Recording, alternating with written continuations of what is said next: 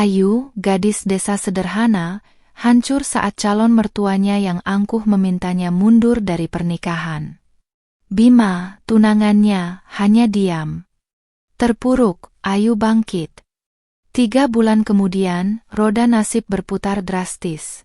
Ayu bersinar, sementara keluarga Bima terjerembab.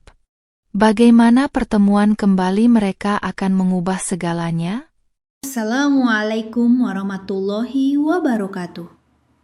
Kalian dari mana aja nih? Absen yuk, jangan lupa subscribe. Buat yang sudah subscribe, semoga selalu diberkahi kebaikan dan rezeki yang mengalir. Desa Mekarsari, sebuah permata tersembunyi di kaki bukit yang hijau, selalu diselimuti kabut tipis di pagi hari, seolah menyembunyikan keindahan dan kesederhanaannya dari hiruk-pikuk dunia luar. Di sanalah Ayu, seorang gadis dengan senyum sehangat mentari pagi, menjalani hari-harinya. Ia bukan berasal dari keluarga berada, namun tangannya tak pernah lelah mengolah tanah warisan orang tuanya, menanam sayuran dan buah-buahan yang menjadi tumpuan hidupnya. Setiap helaan napasnya adalah syukur, setiap tetes keringatnya adalah doa. Cinta menemukan jalannya di antara ladang jagung dan sawah yang membentang luas. Bima, putra tunggal keluarga terpandang di desa Mekarsari, pemilik pabrik kerupuk yang produknya sudah merambah kota-kota tetangga, berhasil mencuri hati Ayu. Kisah mereka adalah dongeng modern tentang 2 dunia yang bersatu, sebuah kisah yang awalnya disambut hangat oleh seluruh warga desa, kecuali satu orang, Ibu Ratna, calon mertua Ayu. Ibu Ratna, dengan segala kemegahan dan keangkuhannya, tak pernah sudi menerima Ayu sepenuhnya. Baginya, Ayu hanyalah gadis desa biasa, tak sepadan dengan status sosial keluarga mereka yang terhormat dan kaya raya.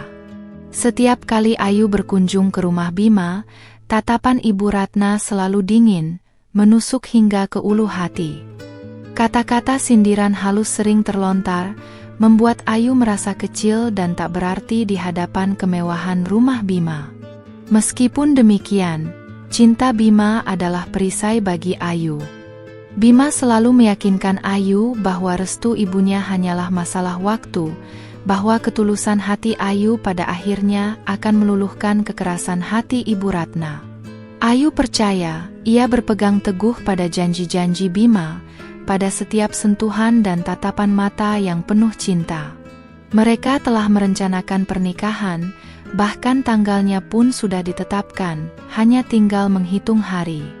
Undangan pernikahan sudah tersebar ke seluruh penjuru desa, kain-kain pelaminan sudah mulai disiapkan, dan aroma masakan khas desa sudah tercium samar dari dapur-dapur tetangga yang bersiap menyambut hajatan besar.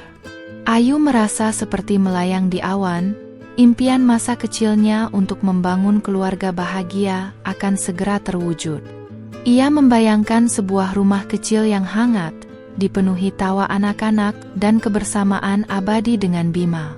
Namun, di balik kebahagiaan yang meluap-luap itu, terselip secercah kecemasan yang tak bisa ia buang jauh-jauh. Tatapan Ibu Ratna yang tak pernah berubah, senyum tipis Bapak Hadi yang selalu mengikuti kemauan istrinya, dan bisik-bisik tetangga tentang perbedaan status sosial mereka, semua itu seperti benang kusut yang melilit hatinya. Ayu sering terbangun di tengah malam, memikirkan apakah ia benar-benar pantas untuk Bima, apakah ia akan sanggup menghadapi tuntutan keluarga Bima yang serba sempurna. Suatu sore yang cerah, ketika Ayu sedang menyiram tanaman cabai di kebunnya, sebuah pesan singkat dari Bima masuk ke ponselnya. "Ayu, ibu dan bapak ingin bicara serius denganmu. Datanglah ke rumah sekarang." Jantung Ayu berdegup kencang. Firasat buruk tiba-tiba menyergapnya. Ini bukan panggilan biasa.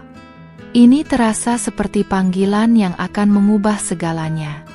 Dengan langkah ragu, Ayu membersihkan diri dan mengenakan pakaian terbaiknya. Ia mencoba menenangkan diri, meyakinkan hatinya bahwa ini hanyalah obrolan biasa tentang persiapan pernikahan, mungkin tentang daftar tamu atau menu makanan. Namun, semakin dekat ia dengan rumah Bima yang megah, semakin kuat pula rasa cemas yang mencengkeramnya. Gerbang besi yang biasanya terbuka lebar kini terasa seperti gerbang menuju ketidakpastian. Ia disambut oleh Bima di teras, namun wajah Bima terlihat pucat dan tegang, senyumnya tak sehangat biasanya. Bima hanya mengangguk kecil, lalu mempersilakan Ayu masuk ke ruang tamu yang sunyi. Ibu Ratna dan Bapak Hadi sudah duduk di sofa, menatap Ayu dengan tatapan yang sulit diartikan. Tidak ada keramahan, tidak ada senyum, hanya kebekuan yang mencekam. Ayu duduk di hadapan mereka, tangannya gemetar. Ia mencoba mencari dukungan dari Bima, namun Bima hanya menunduk, menghindari tatapannya. Suasana hening terasa begitu berat, setiap detik seolah berdetak lebih lambat. Ayu merasakan keringat dingin membasahi telapak tangannya. Ia tahu saat ini impiannya sedang dipertaruhkan. Ibu Ratna berdeham, memecah keheningan yang menyesakkan. Suaranya terdengar dingin, tanpa emosi. Ayu, ada hal penting yang ingin kami sampaikan padamu. Ayu menelan ludah, menyiapkan diri untuk hal terburuk. Ia menatap Ibu Ratna, mencoba membaca ekspresi di wajah wanita parubaya itu, namun yang ia temukan hanyalah kekosongan. Bapak Hadi, yang biasanya lebih lunak, kali ini hanya diam, seolah memberikan panggung sepenuhnya kepada istrinya. Ayu menoleh ke arah Bima, berharap Bima akan mengatakan sesuatu, membela dirinya, atau setidaknya memberikan isyarat bahwa semuanya akan baik-baik saja. Namun, Bima tetap menunduk, seolah tak berdaya di hadapan orang tuanya.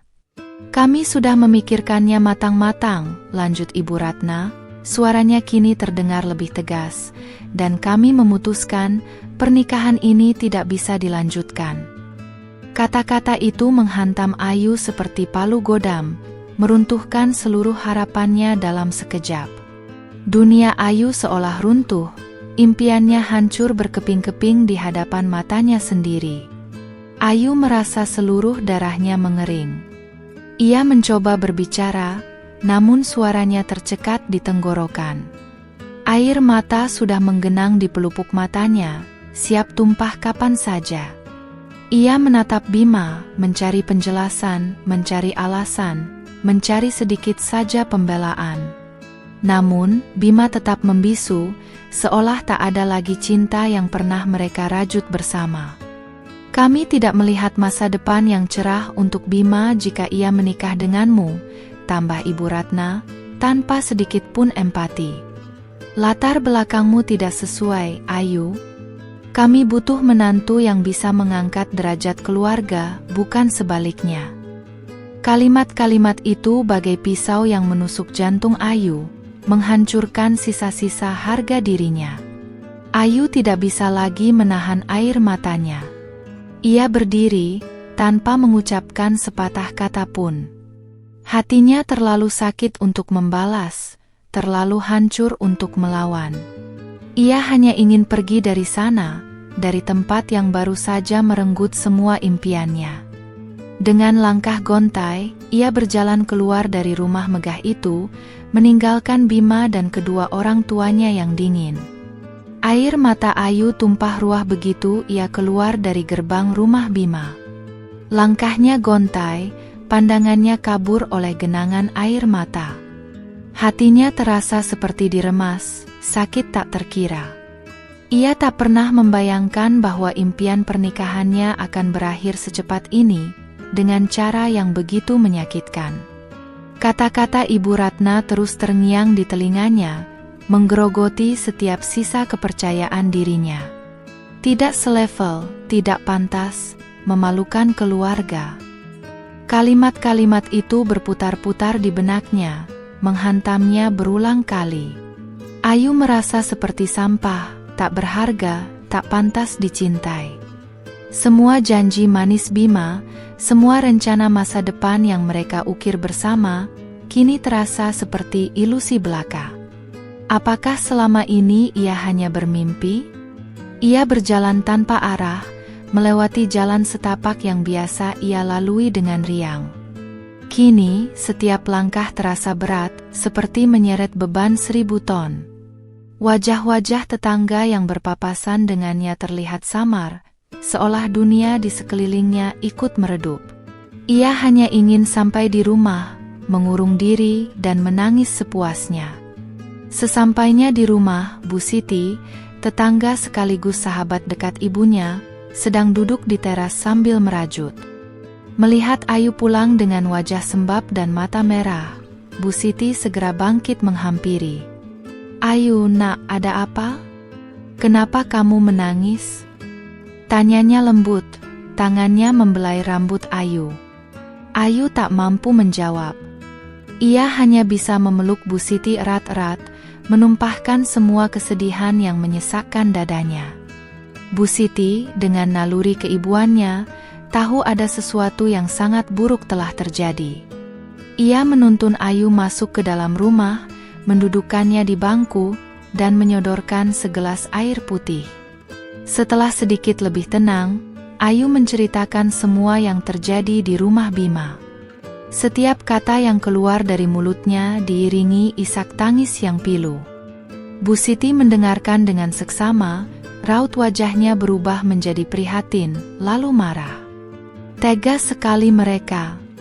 Apa hak mereka melakukan ini padamu, nak?"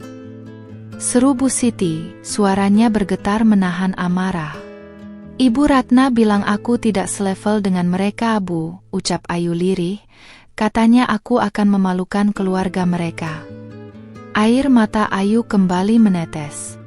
Bima hanya diam saja, Bu. Dia tidak mengatakan apa-apa." Kalimat terakhir itu adalah yang paling menyakitkan bagi Ayu. Keheningan Bima adalah pengkhianatan terbesar. Bu Siti menghela napas panjang. Ia tahu betul bagaimana angkuhnya keluarga Bima, terutama Ibu Ratna. "Jangan dengarkan mereka, Ayu. Kamu gadis baik, pekerja keras, dan punya hati yang tulus. Mereka yang rugi kehilanganmu, bukan sebaliknya." Bu Siti mencoba menghibur, namun luka di hati Ayu terlalu dalam untuk sembuh dalam sekejap. Keesokan harinya, kabar tentang batalnya pernikahan Ayu dan Bima menyebar dengan cepat ke seluruh desa Mekarsari, seperti api yang menjalar di musim kemarau. Bisik-bisik terdengar di setiap sudut, di warung kopi, di pasar, bahkan di pinggir sawah. Ada yang bersimpati pada Ayu, ada pula yang mencibir, mengatakan bahwa Ayu memang tidak pantas untuk Bima. Ayu merasa seperti menjadi pusat perhatian, setiap tatapan terasa seperti menghakimi. Ia mencoba menghindari keramaian, menghabiskan waktunya di kebun atau di dalam rumah. Setiap kali ia keluar, ia merasa semua mata tertuju padanya, seolah ia adalah tontonan bagi seluruh desa. Rasa malu dan sakit hati bercampur aduk, membuatnya ingin menghilang saja. Yang paling menyakitkan adalah ketidakhadiran Bima. Sejak hari itu, Bima tak pernah muncul, tak ada pesan, tak ada telepon. Ia seolah menghilang di telan bumi, meninggalkan Ayu sendirian menghadapi badai. Ayu mencoba menghubunginya beberapa kali, namun panggilannya tak pernah diangkat, pesannya tak pernah dibalas. Hati Ayu semakin hancur berkeping-keping. "Mungkin dia memang tidak mencintaiku sebesar itu, Bu," bisik Ayu pada Bu Siti suatu malam, suaranya serak karena terlalu banyak menangis. "Jika dia mencintaiku, dia pasti akan berjuang." Bu Siti hanya bisa memeluk Ayu, tak tahu harus berkata apa lagi. Ia tahu, cinta yang bertepuk sebelah tangan memang menyakitkan. Pak Kades, kepala desa yang bijaksana, juga datang mengunjungi Ayu. Ia mencoba memberikan nasihat dan dukungan, mengingatkan Ayu bahwa hidup harus terus berjalan. "Nak Ayu, cobaan ini memang berat, tapi jangan sampai mematahkan semangatmu. Kamu punya potensi besar, desa ini membutuhkan orang-orang sepertimu." Kata-kata Pak Kades sedikit menguatkan Ayu, namun luka di hatinya masih menganga lebar. Ayu mencoba bangkit, mencoba menjalani hari-harinya seperti biasa. Ia kembali ke kebun, menyiram tanaman, memanen hasil bumi. Namun, setiap kali ia melihat ladang jagung di kejauhan, ia teringat pada Bima, pada janji-janji yang pernah terucap di sana. Setiap kali ia melihat anak-anak kecil bermain, ia teringat pada impiannya untuk memiliki keluarga sendiri. Malam-malam Ayu dipenuhi dengan tangisan dan lamunan. Ia bertanya-tanya, apa salahnya? Mengapa takdir begitu kejam padanya? Apakah latar belakangnya yang sederhana memang menjadi penghalang untuk meraih kebahagiaan? Ia merasa terjebak dalam lingkaran kesedihan yang tak berujung, seolah tak ada jalan keluar dari penderitaan ini. Namun, di tengah keputusasaan itu, ada secercah api kecil yang masih menyala di dalam dirinya. Sebuah keinginan untuk membuktikan bahwa ia tidak selemah yang mereka kira, bahwa ia tidak serendah yang mereka pandang. Api itu sangat kecil, hampir padam, namun ia terus mencoba meniupnya agar tetap menyala. Ia tidak ingin menyerah begitu saja pada takdir. Ia tahu, proses penyembuhan ini akan panjang dan menyakitkan. Namun, ia bertekad untuk melaluinya. Ia akan menunjukkan kepada semua orang, terutama kepada keluarga Bima, bahwa ia adalah Ayu yang kuat, yang tidak akan mudah menyerah pada keadaan. Ia akan bangkit demi dirinya sendiri, demi harga dirinya. Hari-hari berlalu, namun luka di hati Ayu tak kunjung mengering. Setiap pagi, ketika ia terbangun, bayangan Bima dan kata-kata pedas Ibu Ratna langsung menyerbu pikirannya, merenggut ketenangan yang baru saja ia rasakan dalam tidur. Ia mencoba menerima kenyataan, namun setiap kali ia berpikir bahwa ia sudah ikhlas, rasa sakit itu kembali menusuk, lebih tajam dari sebelumnya. Desa Mekarsari yang dulunya terasa seperti rumah yang hangat, kini terasa seperti sangkar yang sempit. Setiap langkahnya di jalan desa diiringi bisik-bisik, tatapan penasaran dan terkadang, tatapan kasihan yang justru semakin melukai harga dirinya. Ayu merasa seperti menjadi bahan gunjingan utama, kisah patah hatinya menjadi santapan empuk bagi lidah-lidah tak bertanggung jawab. Kasihan ya Ayu, padahal sudah mau nikah, kata seorang ibu di warung kopi. Sudah kuduga, mana mungkin keluarga Bima mau menerima gadis biasa seperti dia, timpal yang lain. Bisik-bisik itu, meskipun tidak ditujukan langsung padanya, selalu sampai ke telinga Ayu, menambah beban di pundaknya. Ia merasa terasing di desanya sendiri. Yang paling menyakitkan adalah Bima. Sejak hari itu, Bima benar-benar menghilang dari kehidupannya. Tidak ada lagi pesan singkat yang menanyakan kabarnya, tidak ada lagi panggilan telepon yang menenangkan hatinya, tidak ada lagi kunjungan diam-diam di sore hari. Bima seolah lenyap, membawa serta semua kenangan manis yang pernah mereka ukir bersama. Ayu mencoba mencari tahu kabar Bima dari teman-temannya, namun mereka hanya bisa mengatakan bahwa Bima juga terlihat terpuruk, mengurung diri di rumah. Ayu tidak tahu harus percaya atau tidak. Apakah Bima benar-benar sedih, ataukah itu hanya sandiwara untuk menutupi rasa lega karena telah bebas darinya? Pertanyaan-pertanyaan itu terus menghantuinya. Ia menghabiskan sebagian besar waktunya di dalam rumah, hanya keluar jika benar-benar perlu, seperti untuk mengurus kebun atau membeli kebutuhan pokok. Ia kehilangan nafsu makan, tubuhnya semakin kurus, dan lingkaran hitam di bawah matanya semakin jelas. Ayu yang ceria kini berubah menjadi sosok yang murung, pendiam, dan selalu menunduk. Bu Siti tak pernah lelah mendampingi Ayu. Setiap hari, ia datang membawakan makanan, mengajak Ayu berbicara, atau sekadar duduk menemani dalam diam. "Ayu, kamu harus makan, nak. Jangan biarkan dirimu sakit," bujuk Bu Siti, suaranya penuh kekhawatiran. Ingat, kamu tidak sendirian. Ada ibu di sini. Dukungan Bu Siti adalah satu-satunya cahaya di tengah kegelapan yang melingkupi Ayu. Bu Siti selalu mengingatkan Ayu tentang kekuatannya, tentang kebaikan hatinya, dan tentang potensi yang ia miliki.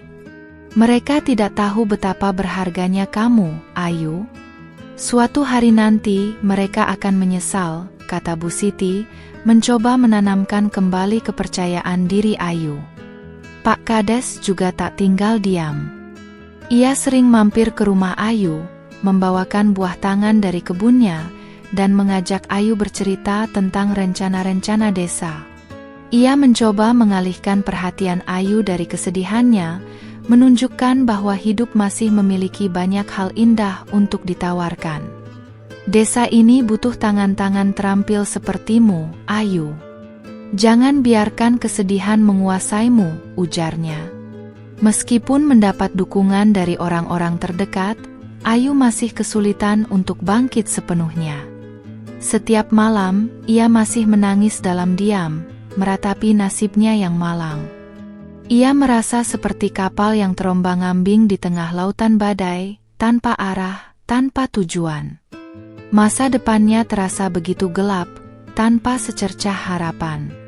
Ia sering termenung di kebunnya, menatap tanaman-tanaman yang dulu ia rawat dengan penuh cinta. Kini, semangatnya untuk merawat mereka seolah ikut luntur.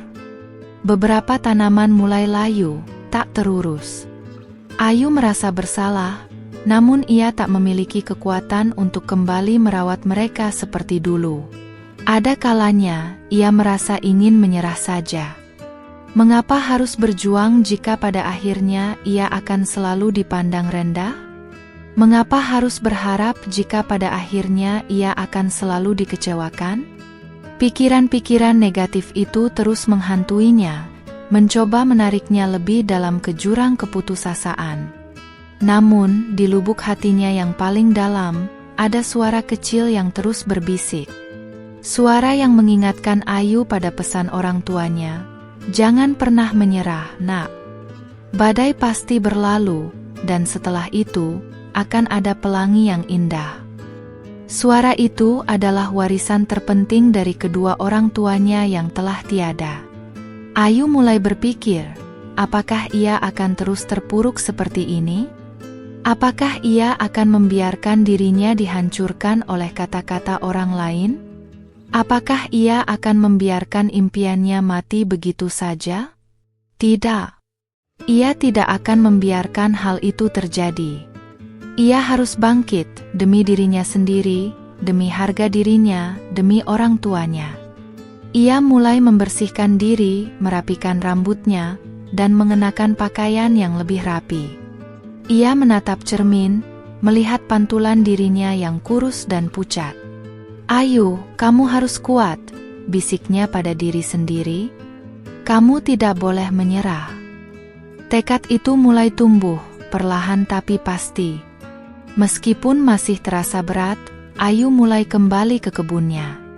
Ia mencabut gulma, menyiram tanaman, dan memangkas dahan-dahan yang kering. Setiap kali ia menyentuh tanah, ia merasakan energi baru mengalir dalam dirinya. Kebun ini adalah hidupnya, dan ia tidak akan membiarkannya mati begitu saja. 1 bulan telah berlalu sejak insiden pahit itu. Ayu masih merasakan perihnya luka, namun kini ia tak lagi menangis setiap malam. Ia telah memutuskan untuk bangkit, untuk tidak lagi membiarkan kesedihan menguasai dirinya.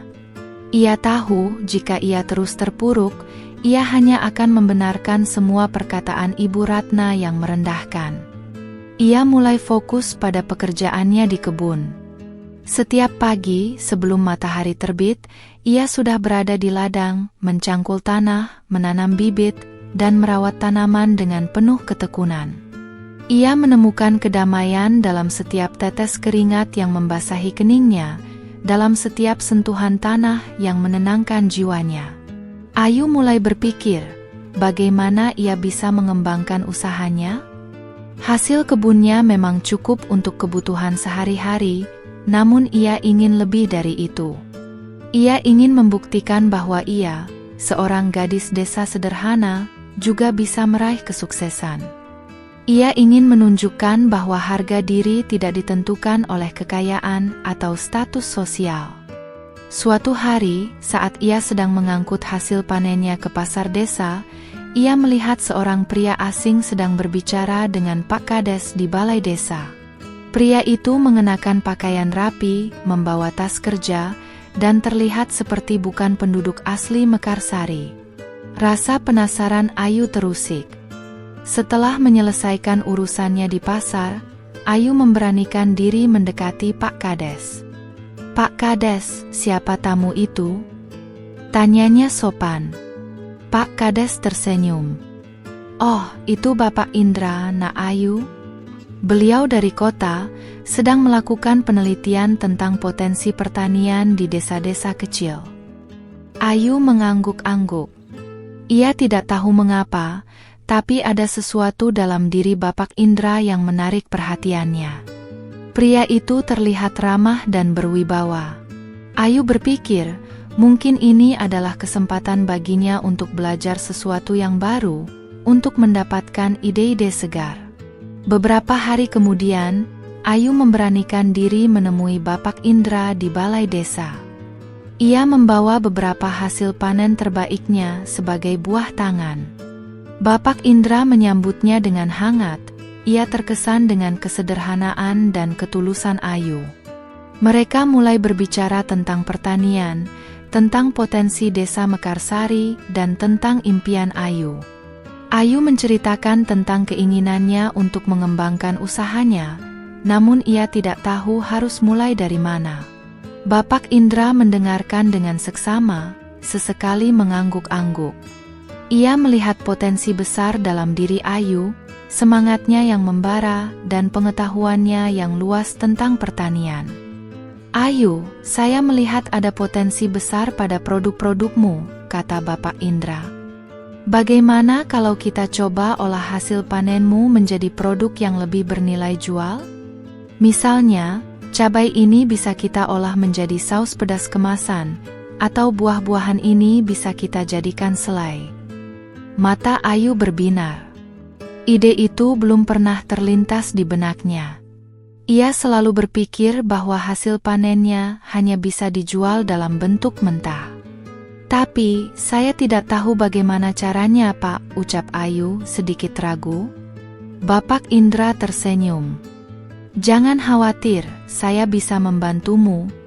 Saya punya beberapa teman yang ahli di bidang pengolahan makanan. Kita bisa belajar bersama, mencari resep terbaik, dan mengurus perizinannya." Tawaran itu bagai setetes embun di tengah gurun pasir bagi Ayu. Ayu merasa secercah harapan mulai tumbuh di hatinya. Ini adalah kesempatan emas baginya untuk membuktikan diri, untuk menunjukkan kepada semua orang bahwa ia tidak selemah yang mereka kira. Ia tidak akan menyia-nyiakan kesempatan ini. Ia segera memulai proyek baru ini dengan semangat yang membara.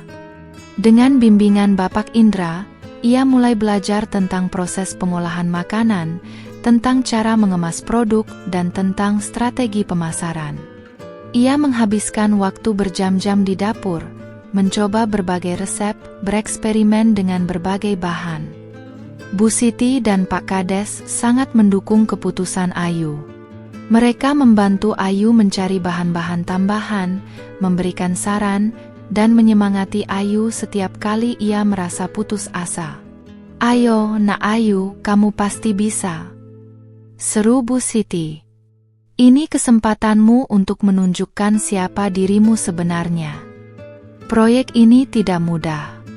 Ada banyak tantangan yang harus Ayu hadapi. Terkadang, produknya gagal, rasanya tidak sesuai harapan, atau kemasannya tidak menarik. Namun, Ayu tidak menyerah. Ia terus belajar dari setiap kesalahan, terus mencoba, dan terus berinovasi. Perlahan tapi pasti, hasil kerja keras Ayu mulai terlihat.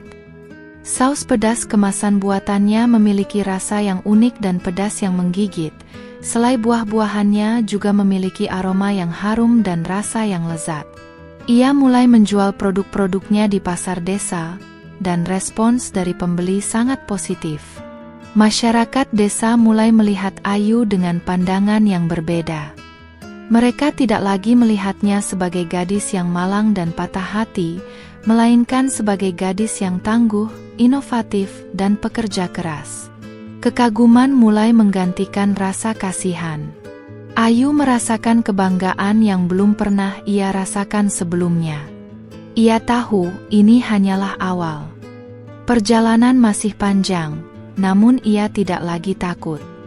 Ia memiliki harapan, ia memiliki tujuan, dan ia memiliki dukungan dari orang-orang yang mencintainya. Ayu siap menghadapi tantangan apapun yang datang, karena ia tahu ia tidak lagi sendirian. Dengan semangat membara, Ayu memulai babak baru dalam hidupnya. Setiap pagi, ia bangun lebih awal, merencanakan hari, dan langsung menuju dapur kecilnya yang kini telah disulap menjadi laboratorium eksperimen. Aroma cabai segar, buah-buahan manis, dan rempah-rempah khas desa selalu memenuhi udara, menciptakan suasana yang penuh gairah dan harapan. Bapak Indra, sesuai janjinya, memberikan bimbingan yang sangat berharga. Ia tidak hanya mengajarkan Ayu tentang teknik pengolahan makanan, tetapi juga tentang manajemen bisnis sederhana, pentingnya kualitas, dan cara membangun merek. Ayu menyerap setiap ilmu yang diberikan Bapak Indra seperti spons, haus akan pengetahuan baru. Ayu mulai bereksperimen dengan berbagai varian saus pedas, dari yang super pedas hingga yang manis pedas, disesuaikan dengan selera pasar.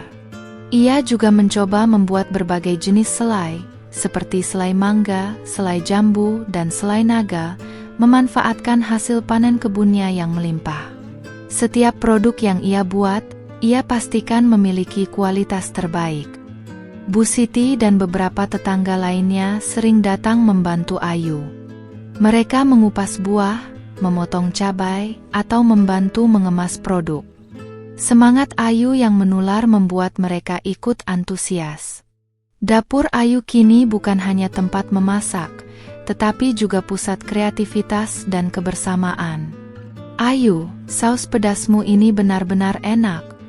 Pedasnya pas, tidak terlalu menyengat, puji Bu Siti suatu sore. Pasti laku keras di kota nanti. Ayu tersenyum, hatinya menghangat mendengar pujian itu. Dukungan dari orang-orang terdekat adalah bahan bakar baginya untuk terus maju. Bapak Indra juga memperkenalkan Ayu kepada beberapa pengusaha kecil di kota yang tertarik dengan produk olahan desa. Ayu belajar bagaimana mempresentasikan produknya, bagaimana bernegosiasi harga, dan bagaimana membangun jaringan. Ia yang dulunya pemalu, kini mulai berani berbicara di hadapan orang banyak, menjelaskan keunggulan produknya dengan penuh percaya diri. Salah satu tantangan terbesar adalah perizinan. Untuk bisa menjual produknya secara luas, Ayu harus mengurus izin PIRT, produk industri rumah tangga, dan sertifikasi halal. Prosesnya rumit dan memakan waktu, namun Bapak Indra membantunya mengurus semua dokumen yang diperlukan. Ayu belajar banyak tentang birokrasi dan pentingnya legalitas dalam berbisnis. Di sela-sela kesibukannya, Ayu juga tak melupakan kebunnya. Ia tetap merawat tanaman-tanaman cabai dan buah-buahan dengan telaten, karena itulah sumber utama bahan bakunya. Ia bahkan mulai berpikir untuk memperluas kebunnya, atau mengajak petani lain di desa untuk bekerja sama. Perlahan tapi pasti, produk-produk olahan Ayu mulai dikenal luas di desa Mekarsari. Banyak warga desa yang membeli produknya untuk konsumsi pribadi atau sebagai oleh-oleh. Dari mulut ke mulut, kabar tentang kelezatan saus pedas dan selai Ayu menyebar hingga ke desa-desa tetangga. Suatu hari, Bapak Indra membawa kabar gembira. Seorang pemilik toko oleh-oleh besar di kota tertarik untuk menjual produk-produk Ayu. Ini adalah pesanan pertama dalam jumlah besar, sebuah langkah maju yang signifikan bagi usaha Ayu. Jantung Ayu berdegup kencang. Ia merasa campur aduk antara senang, bangga, dan sedikit cemas. Ayu dan tim kecilnya bekerja keras untuk memenuhi pesanan itu. Mereka begadang, memastikan setiap botol saus dan setiap toples selai dikemas dengan rapi dan higienis. Ayu memeriksa setiap detail, memastikan kualitas produknya tetap terjaga. Ia tidak ingin mengecewakan pelanggan pertamanya.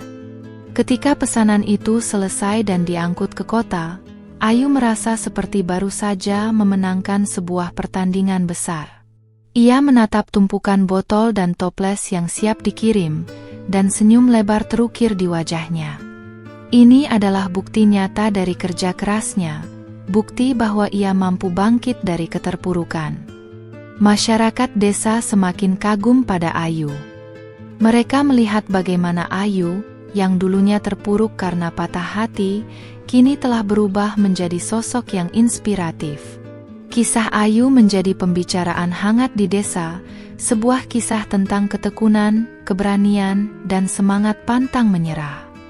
Bahkan, beberapa ibu-ibu muda di desa mulai bertanya kepada Ayu tentang cara membuat produk olahan. Ayu dengan senang hati berbagi ilmunya, berharap bisa menginspirasi lebih banyak orang untuk mengembangkan potensi mereka. Ia ingin desa Mekarsari menjadi desa yang mandiri dan sejahtera. Di tengah kesibukannya, Ayu tak pernah melupakan masa lalunya. Luka itu memang masih ada, namun kini ia melihatnya sebagai cambuk untuk terus maju. Ia tidak lagi membenci keluarga Bima, ia justru berterima kasih kepada mereka. Karena merekalah, Ayu menemukan kekuatan yang selama ini tersembunyi dalam dirinya.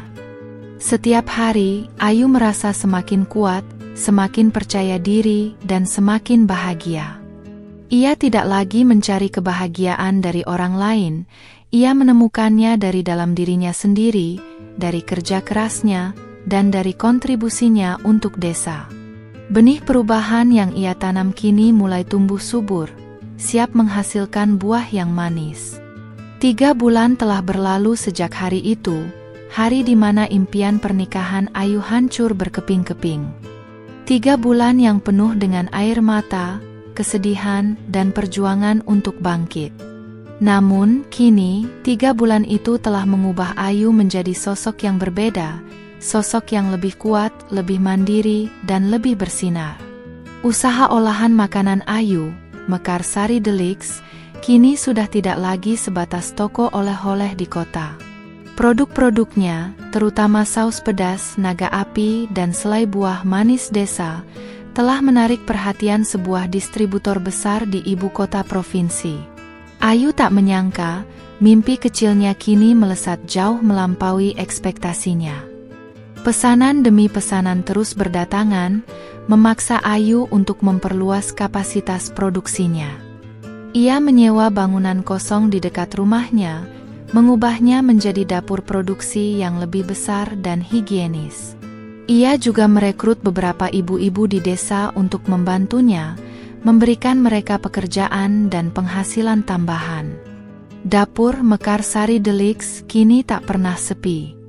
Tawa dan canda para pekerja berpadu dengan aroma rempah dan buah-buahan, menciptakan suasana yang penuh semangat. Ayu tak hanya menjadi pengusaha sukses, tetapi juga pahlawan bagi ibu-ibu di desanya, membuka pintu rezeki bagi banyak keluarga. Bapak Indra, yang kini menjadi penasihat bisnis Ayu, sangat bangga dengan pencapaiannya.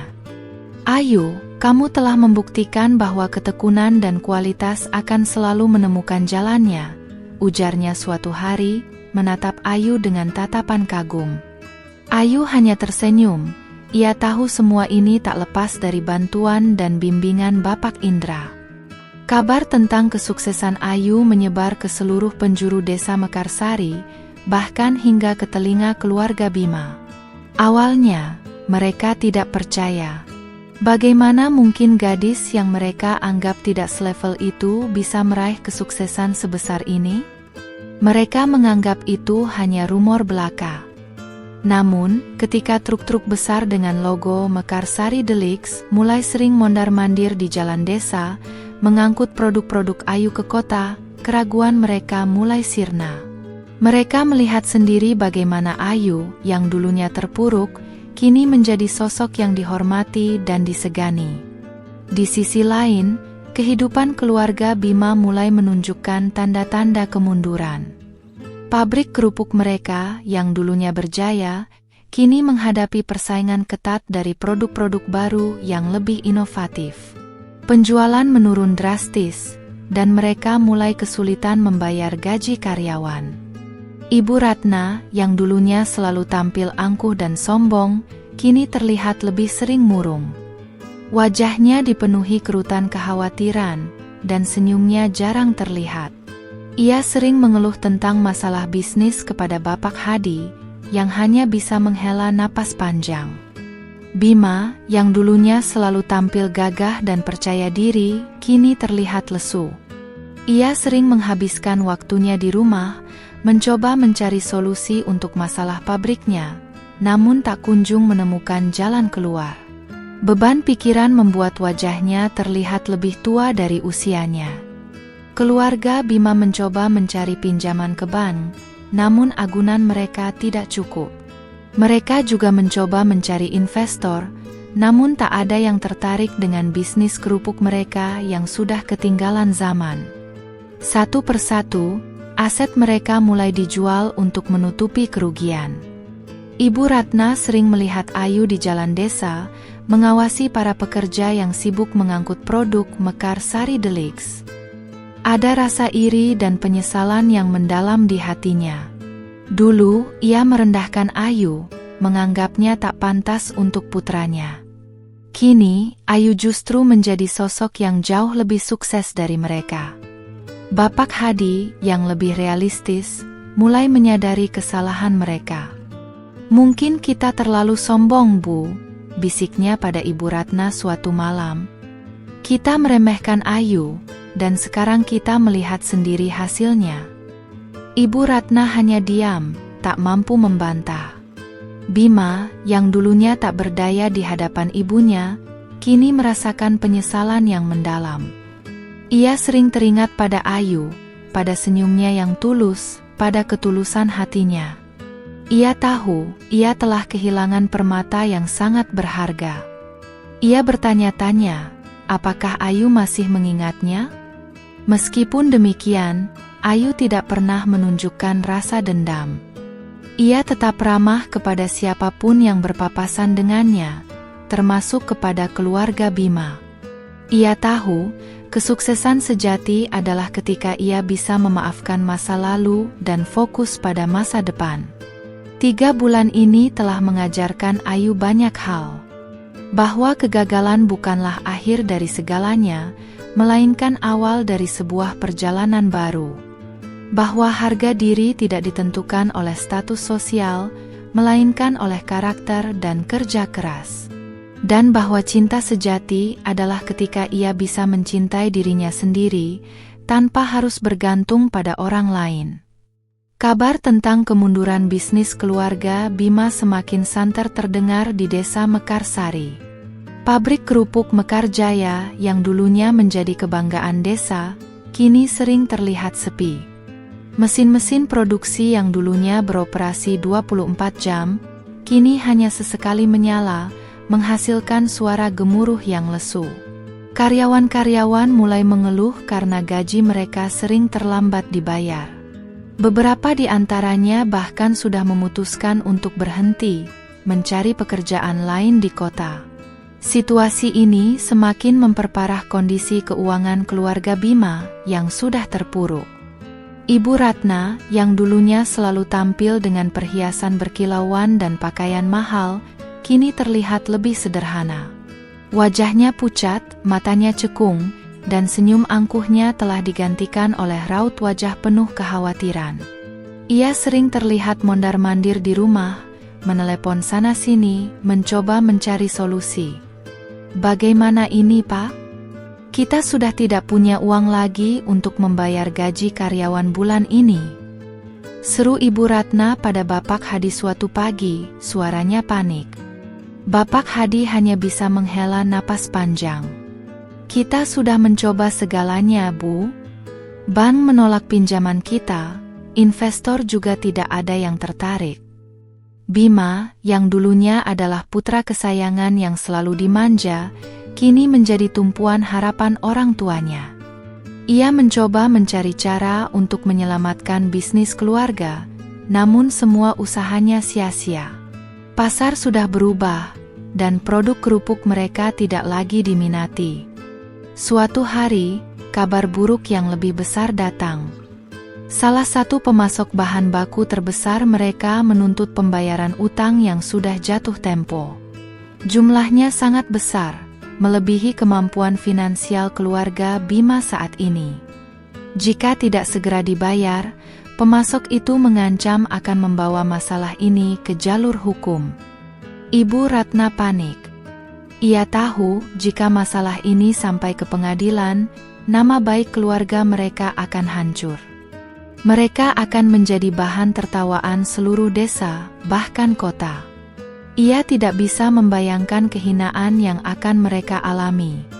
Kita harus menjual aset lagi, Bu, kata Bapak Hadi dengan suara berat. Tidak ada pilihan lain. Ibu Ratna hanya bisa menangis.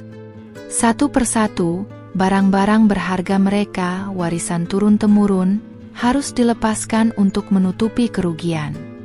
Rumah megah mereka yang dulunya selalu ramai dengan tamu dan pesta, kini terasa sunyi dan kosong. Beberapa perabot mewah sudah dijual, meninggalkan ruang-ruang yang terasa hampa. Kemewahan yang dulunya mereka banggakan, kini hanya tinggal kenangan. Bima melihat semua ini dengan hati hancur. Ia merasa bersalah, karena ia tidak bisa berbuat banyak untuk membantu orang tuanya.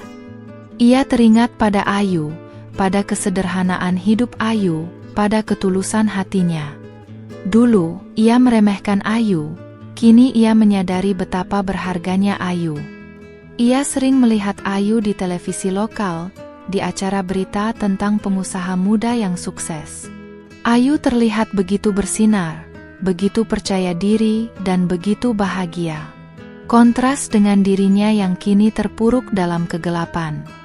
Penyesalan itu semakin menggerogoti hatinya. Ibu Ratna dalam keputusasaannya mencoba mencari bantuan dari kerabat jauh, namun tak ada yang mau membantu. Nama baik keluarga mereka sudah tercoreng, dan tak ada yang mau mengambil risiko berinvestasi pada bisnis yang hampir bangkrut. Ini semua salahmu, Bima. Seru Ibu Ratna suatu hari, melampiaskan amarahnya pada putranya. Seharusnya kamu menikah dengan gadis dari keluarga kaya, bukan dengan gadis miskin itu. Kalau saja kamu tidak keras kepala, kita tidak akan seperti ini. Bima hanya diam, menerima semua cacian ibunya. Ia tahu ibunya sedang kalut. Namun, ia juga tahu bahwa ibunya salah. Ini bukan salah Ayu. Ini adalah konsekuensi dari kesombongan dan keserakahan mereka sendiri. Suatu malam, Bima memberanikan diri mendatangi rumah Ayu. Ia melihat lampu-lampu di dapur produksi Mekarsari Deluxe masih menyala terang, dan suara tawa para pekerja terdengar hingga ke jalan.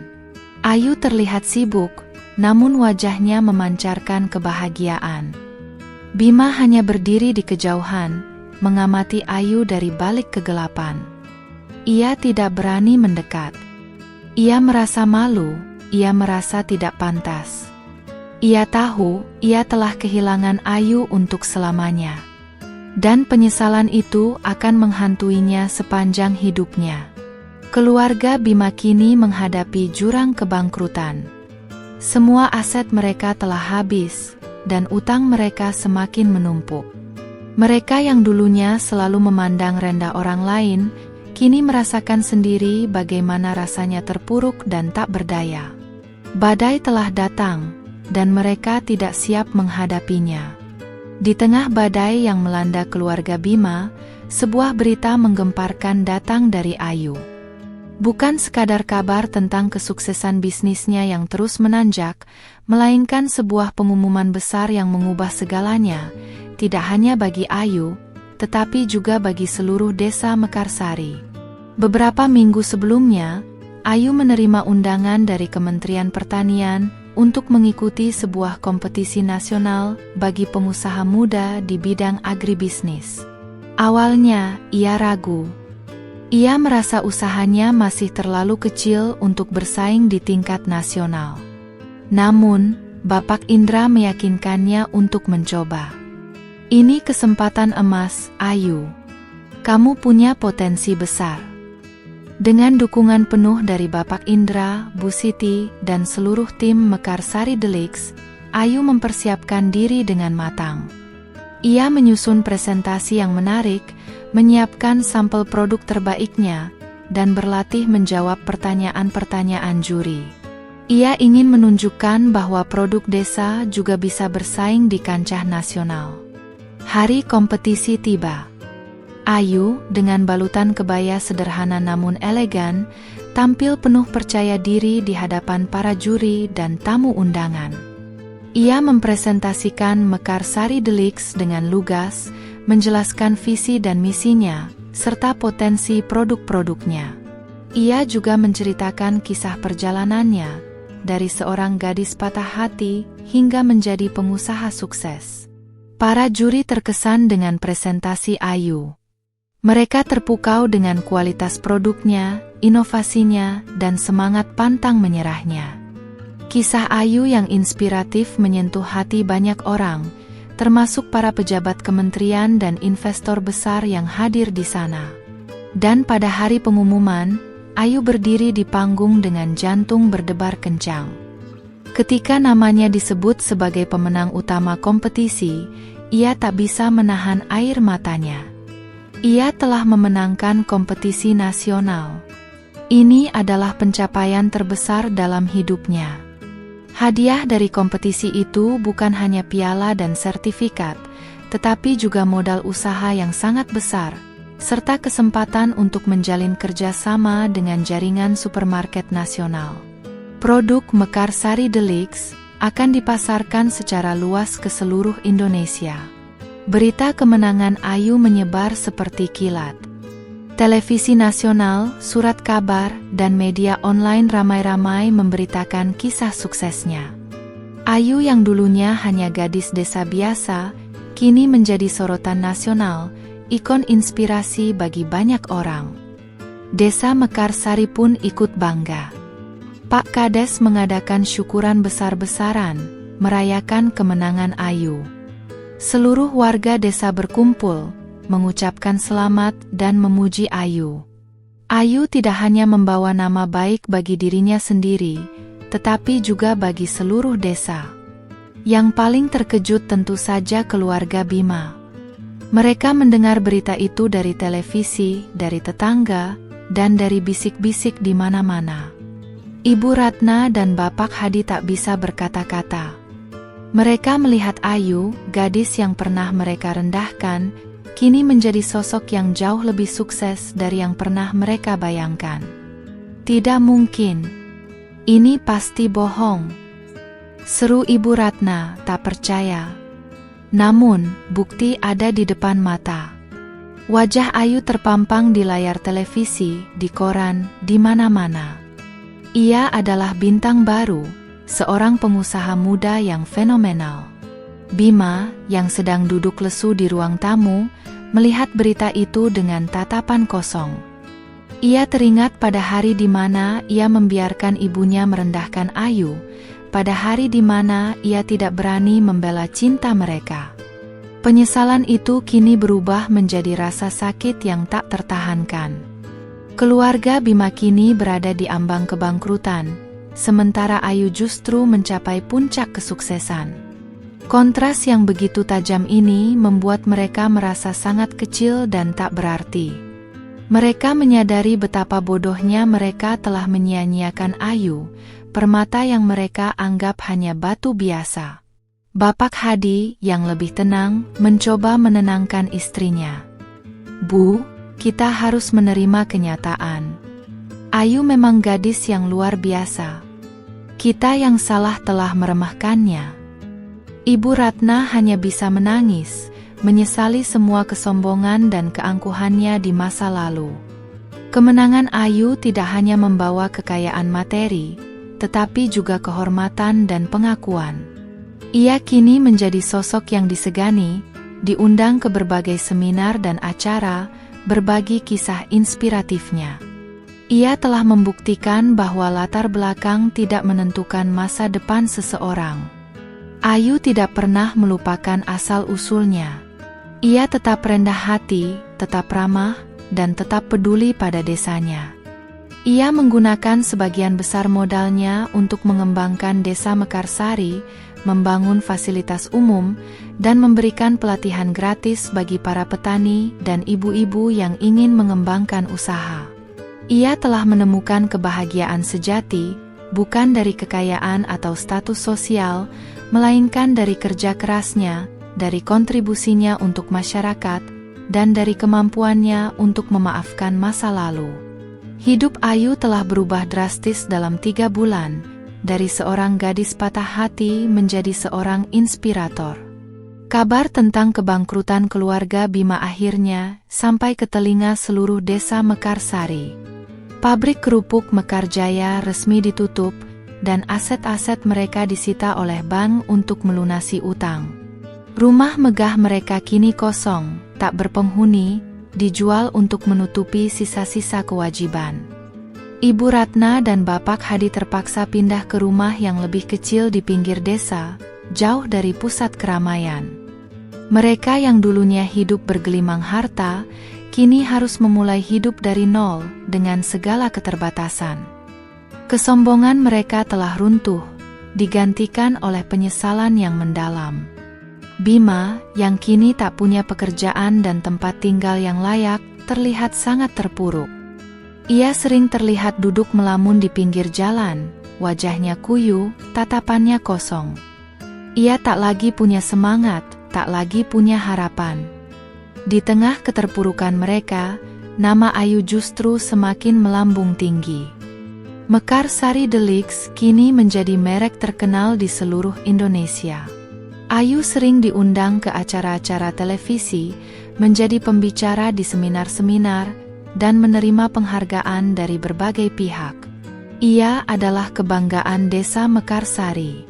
Suatu sore, ketika Ayu sedang meninjau pembangunan pusat pelatihan pertanian di desa, ia berpapasan dengan Ibu Ratna dan Bapak Hadi.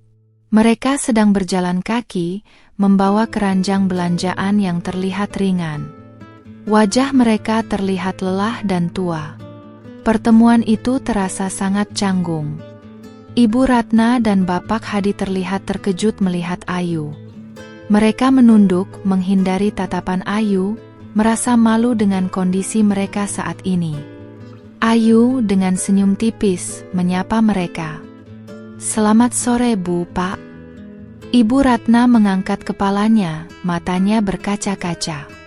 "Ayu, Nak Ayu." Suaranya bergetar. Ia tak sanggup berkata-kata lagi. Rasa bersalah dan penyesalan memenuhi hatinya. Ia teringat bagaimana ia dulu merendahkan Ayu, mengusirnya dari kehidupan putranya. Bapak Hadi memberanikan diri berbicara. Kami minta maaf, Nak Ayu. Kami sangat menyesal atas semua yang telah kami lakukan padamu." Suaranya terdengar tulus, penuh penyesalan. Ayu menatap mereka dengan tenang. Tidak ada kemarahan di matanya, hanya ketenangan. "Sudah lupakan saja, Pak Bu. Itu sudah berlalu." Ia tidak ingin mengungkit masa lalu yang menyakitkan. Ia sudah memaafkan mereka, dan ia sudah move on. Tiba-tiba, Bima muncul dari balik pohon. Ia baru saja pulang dari mencari pekerjaan. Melihat Ayu berbicara dengan orang tuanya, ia terdiam. Wajahnya memerah, antara malu dan menyesal. Ia tak berani mendekat. Ayu menoleh ke arah Bima. Tatapan mereka bertemu. Tidak ada lagi percikan cinta seperti dulu, hanya keheningan yang penuh makna. Bima menunduk, tak sanggup menatap mata Ayu yang kini memancarkan kekuatan dan kemandirian. "Bima," panggil Ayu lembut. Bima mengangkat kepalanya, menatap Ayu dengan tatapan penuh penyesalan. "Ayu, aku minta maaf," bisiknya, suaranya serak. "Aku tahu aku salah. Aku pengecut." Ayu tersenyum tipis. "Sudah, Bima. Semua sudah berlalu. Kita punya jalan hidup masing-masing sekarang." Kata-kata Ayu terdengar tulus, tanpa ada nada dendam. Ia memang sudah memaafkan Bima, meskipun luka itu tidak akan pernah hilang sepenuhnya. Ibu Ratna dan Bapak Hadi semakin merasa bersalah. Mereka melihat bagaimana Ayu, yang dulu mereka buang, kini menjadi sosok yang mulia dan pemaaf. Sementara mereka, yang dulu sombong, kini terpuruk dalam kehinaan. Ayu melanjutkan perjalanannya, meninggalkan keluarga Bima yang masih terpaku di tempat. Ia tidak ingin berlama-lama di sana. Ia punya banyak pekerjaan yang harus diselesaikan, banyak impian yang harus diwujudkan. Pertemuan itu menjadi cambuk bagi keluarga Bima. Mereka menyadari bahwa kesombongan dan keserakahan hanya akan membawa kehancuran. Mereka belajar bahwa harga diri sejati tidak terletak pada kekayaan atau status sosial, melainkan pada karakter dan ketulusan hati. Ibu Ratna dan Bapak Hadi mulai mencoba memperbaiki diri. Mereka lebih rendah hati, lebih ramah, dan lebih peduli pada orang lain. Mereka mencoba memulai hidup baru, meskipun dengan segala keterbatasan. Bima juga mulai bangkit. Ia tidak lagi melamun, ia mulai mencari pekerjaan serabutan, mencoba membangun kembali hidupnya dari nol. Ia tahu, ia harus berjuang keras untuk menebus semua kesalahannya di masa lalu. Ayu di sisi lain, terus melangkah maju. Ia tidak lagi memikirkan masa lalu. Ia fokus pada masa depan, pada impiannya untuk menjadikan Desa Mekarsari sebagai desa yang sejahtera dan mandiri.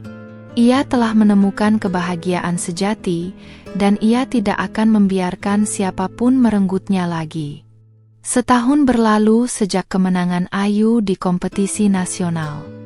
Mekarsari Deluxe kini telah menjadi perusahaan besar, memiliki pabrik modern di pinggir desa, dan mempekerjakan ratusan warga lokal.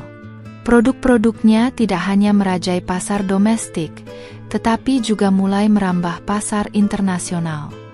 Ayu telah menjadi salah satu pengusaha muda paling sukses di Indonesia. Desa Mekarsari pun ikut merasakan dampak positif dari kesuksesan Ayu.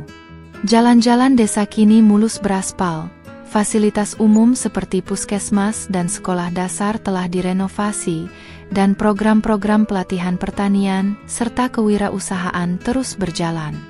Ayu tidak hanya membangun bisnis, tetapi juga membangun desanya.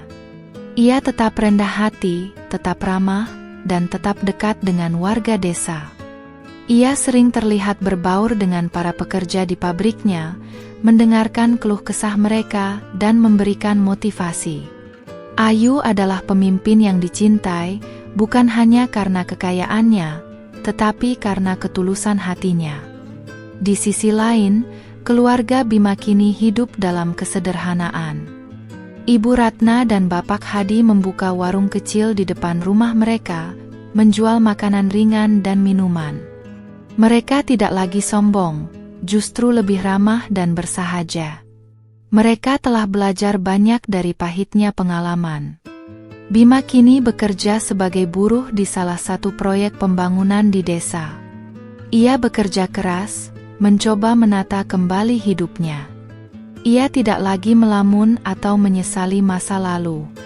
Ia fokus pada masa kini, pada setiap tetes keringat yang ia keluarkan untuk mencari nafkah. Suatu hari, Ayu sedang meninjau proyek pembangunan perpustakaan desa. Ia melihat Bima sedang bekerja di sana, mengangkut material bangunan. Bima terlihat lebih kurus, namun ada ketenangan di wajahnya yang dulu selalu terlihat gelisah. Ayu menghampiri Bima. "Bagaimana kabarmu, Bima?" tanyanya lembut. Bima terkejut melihat Ayu. Ia tersenyum tipis. "Baik, Ayu. Kamu sendiri?" Mereka berbicara sebentar, tentang pekerjaan, tentang desa, tentang kehidupan. Tidak ada lagi kecanggungan seperti dulu, hanya obrolan biasa antara dua orang yang pernah memiliki masa lalu bersama. Ayu melihat perubahan positif dalam diri Bima, dan ia ikut senang. "Aku turut senang melihatmu bangkit, Bima," ucap Ayu tulus. Bima mengangguk. "Terima kasih, Ayu. Kamu banyak mengajarkanku." Bima tahu, ia telah kehilangan Ayu untuk selamanya. Ayu kini berada di level yang berbeda, bukan hanya dari segi kekayaan, tetapi juga dari segi kedewasaan dan kemandirian. Ia tidak lagi pantas untuk Ayu. Ia telah menyia-nyiakan kesempatan emas itu. Ayu tidak lagi mencari cinta. Ia telah menemukan kebahagiaan sejati dalam dirinya sendiri, dalam pekerjaannya, dan dalam kontribusinya untuk masyarakat. Ia dikelilingi oleh orang-orang yang mencintainya dan menghargainya apa adanya. Beberapa pria dari kota, pengusaha sukses dan berpendidikan, mencoba mendekati Ayu. Namun, Ayu belum tertarik. Ia ingin fokus pada dirinya sendiri, pada bisnisnya, dan pada desanya. Ia percaya jika memang ada takdir cinta untuknya, Tuhan akan menunjukkannya pada waktu yang tepat.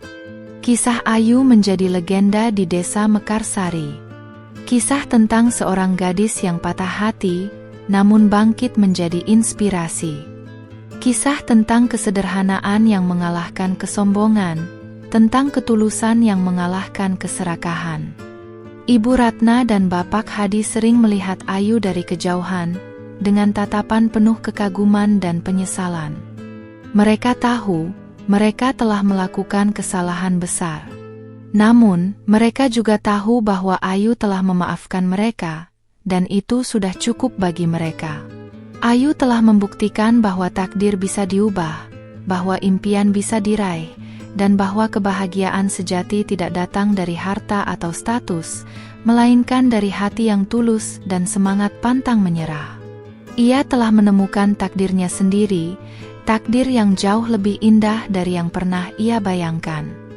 Desa Mekarsari, yang dulunya hanya sebuah titik kecil di peta, kini dikenal luas berkat Ayu. Dan Ayu, sang gadis desa yang pernah diremehkan, kini berdiri tegak sebagai bukti bahwa setiap orang memiliki potensi untuk bersinar, asalkan mereka percaya pada diri sendiri dan tidak pernah menyerah pada keadaan.